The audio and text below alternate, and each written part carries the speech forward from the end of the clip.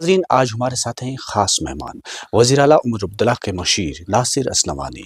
नासिर साहब, वक्त देने के लिए आपका बहुत बहुत शुक्रिया। बहुत शुक्रिया यार साहब। सबसे पहले हम जानने की कोशिश करेंगे कि आम तौर पर जो आज एक गर्म खबर ये है कि एलजी इंतज़ामिया और वज़ीर आला यानी कि अवामी सरकार के दरमियान तालमेल ठीक नहीं है, ख़ास तौर पर तबादले और तकरीरों के हवाले से। क्या इसमें कोई सच्चाई? देखिए यार साहब, हम लोगों को ये समझना पड़ेगा, ये एक नया तजुर्बा है। पहले क्या होता था, इलेक्शन हो जाता था, ये रियासत में हुकूमत अगर तब्दील भी होती, नई सरकार आती थी तो सिस्टम सेम होता था। पहली दफ़ा यूटी में इलेक्शन हुए हैं, पहली दफ़ा एलजी का इंतज़ामिया है, पहली दफ़ा एलजी के इंतज़ामिया में चीफ मिनिस्टर का जो है इलेक्शन हुआ है, हुकूमत बनी हुई है।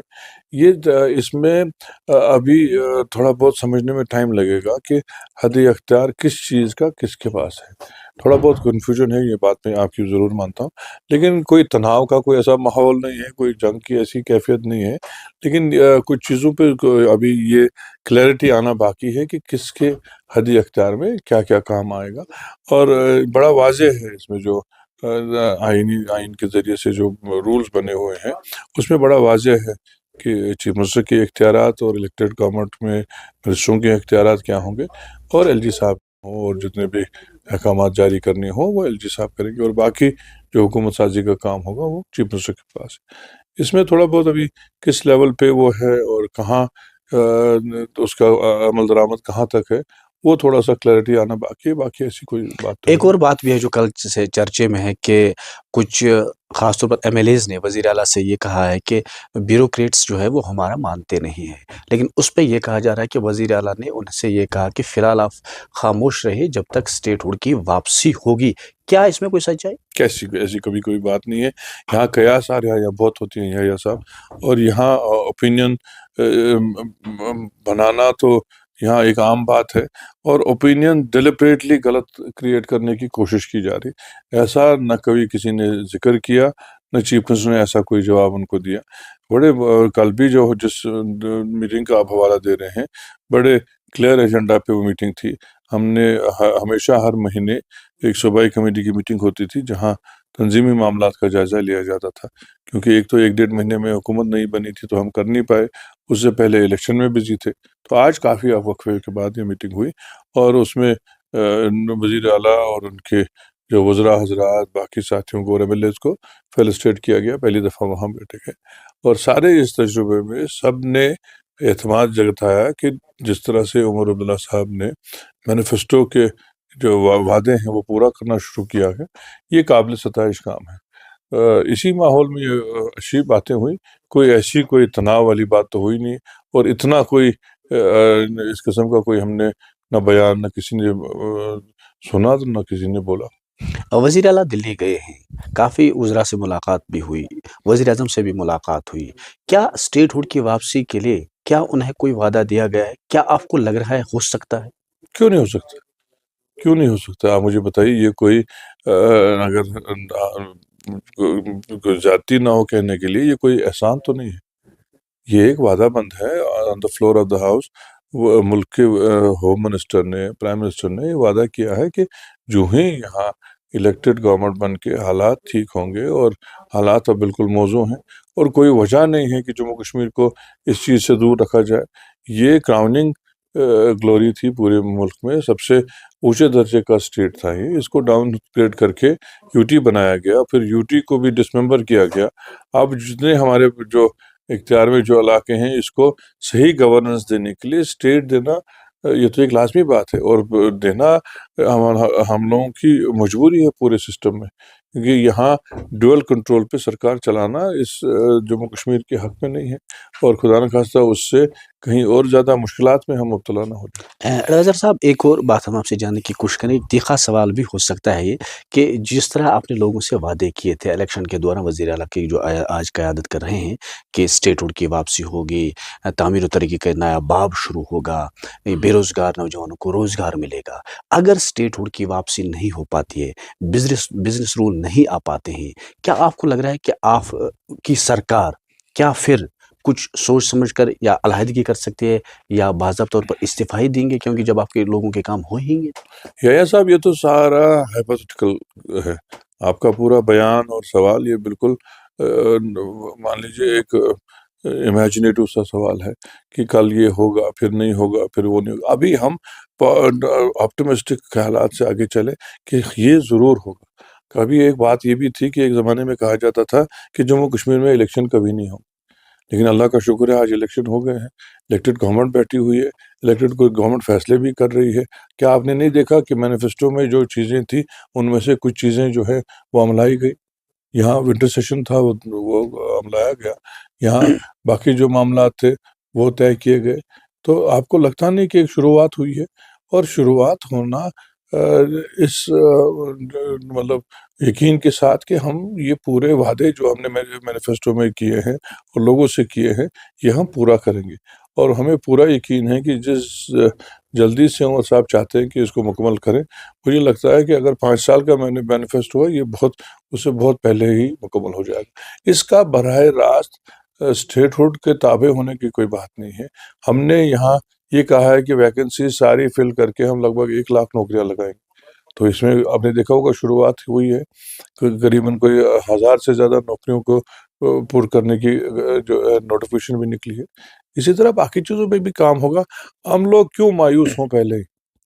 اور خدا نخواستہ لوگوں کے ذہن میں بھی کیوں مایوسی ڈالیں؟ ہم کوشش کریں گے کہ محنت کریں گے، دلی کے ساتھ بھی بات چیت کریں گے اور اپنا حق حاصل کریں گے اور اپنا آئینی حق حاصل کریں گے. اپوزیشن جماعت PDP جو ہے وہ آج بھی آپ کو تنقید کا شکار بناتی ہے. خلاف لوگوں نے پورا ایک جو ہے فیصلہ سنا دیا ہے، ان کو پورا نکارا گیا ہے، پورے الیکشن میں ان کا کہیں وجود نہیں رہا. اس سے زیادہ ان کے خلاف فیصلہ کیا دیں گے؟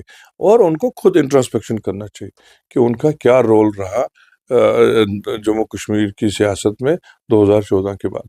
اگر 2014 میں انہوں نے BJP کے ساتھ ہاتھ نہیں ملایا ہوتا شاید ہسٹری کچھ اور ہوتی. آپ کو لگ رہا ہے کہ کچھ سازشیں آپ کی سرکار کے خلاف ہو یہ سکتی تو ہمیشہ ہے. ہیں؟ نیشنل کانفرنس نے ہمیشہ ان سازشوں کو جیلا ہے. اور زیادہ دور کیا جائیں، ابھی جب پولیٹیکل پروسیس 96 کے بعد شروع ہوا تو ہر رجیم کے ساتھ ہماری جو ہے جو ہر حکومت کے ساتھ ہماری سازش ہوئی. تو پہلے فاروق صاحب کے ساتھ سازشیں ہوتی رہیں، پھر عمر صاحب کے ساتھ سازشیں ہوتی رہیں، بیچ میں انہوں نے آزاد صاحب تک کو نہیں بخشا. PDP کا جو اس وقت بھی رول رہا وہ بھی سازش تھی.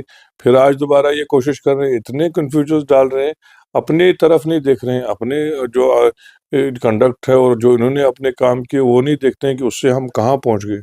مجھے ابھی بھی پورا یقین ہے اگر یہ BJP کے ساتھ نہ ملے ہوتے تو شاید 370 نہ ہٹا ہوتا اور شاید ہمارا اسٹیٹ جو ہے UT آج نہ ہوتا، شاید حالات بہت بڑے مختلف ہوتے.